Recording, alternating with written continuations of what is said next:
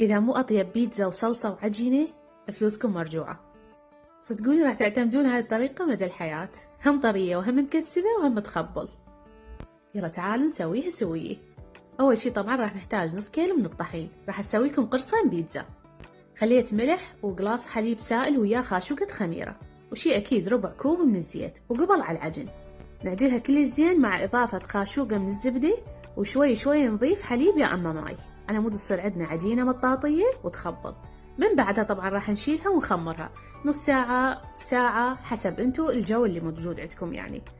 بس تختمر طبعا راح نشكلها وراح نخليها بصينية ترتاح فد 10 دقائق إلى ربع ساعة بين ما نحضر الصلصة. حرفيا هاي ألذ وأروع صلصة أسويها، تجنن ونقدر نفرز من عندها رمضان. طماطة ونص راس بصل وفصين ثوم وشوية ملح وفلفل أسود، أشوحهم على النار هيك يكون على السريع، ومن بعدها أخذهن للخلاط، أخلطهم جك الخلاط أو بهذا المكسر عادي. أثقب هيك البيتزا، وشوفوا جمال الصلصة بنات، تقدرون يعني تفورونها شوية حتى تسوونها أثقل بعد بكيفكم، بس أنا أشوفها هيك أحسن، راح تنطي طراوة البيتزا تجنن. طبعا هنا خليت الحبشكلات اللي متوفرة عندي وسويتها بهالطريقة، وقبل دخلتها الفرن شويتها من جوا وتالي شوية الوجه، وما أقولكم على الريحة والشكل ما شاء الله. طبعا صارت من جوا مكسبة ومن فوق طرية لأن الصلصة ما خليناها ثقيلة. وهذا إذا مو أطيب بيتزا وصلصة وعجينة فلوسكم مرجوعة. صدقوني راح تعتمدون على الطريقة مدى الحياة، هم طرية وهم مكسبة وهم تخبل. يلا تعالوا نسويها سوية. أول شي طبعا راح نحتاج نص كيلو من الطحين، راح أسوي لكم قرصين بيتزا. خليت ملح وقلاص حليب سائل وياه خاشوقة خميرة، وشي أكيد ربع كوب من الزيت، وقبل على العجن.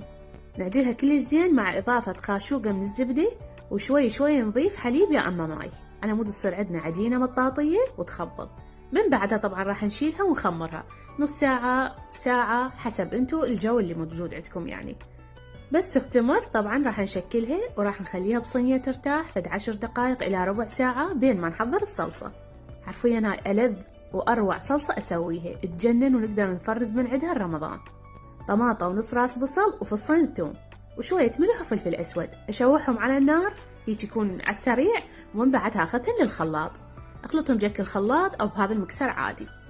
أثقب هيك البيتزا، وشوفوا جمال الصلصة بنات، تقدرون يعني تفورونها شوية حتى تسوونها أثقل بعد بكيفكم، بس أنا أشوفها هيك أحسن، راح تنطي طراوة البيتزا تجنن. طبعا هنا خليت الحبشكلات اللي متوفرة عندي وسويتها بهالطريقة، وقبل دخلتها الفرن شويتها من جوا وتالي شوية الوجه، وما أقولكم على الريحة والشكل ما شاء الله. طبعا صارت من جوا مكسبة ومن فوق طرية لأن الصلصة ما خليناها ثقيلة. وهذا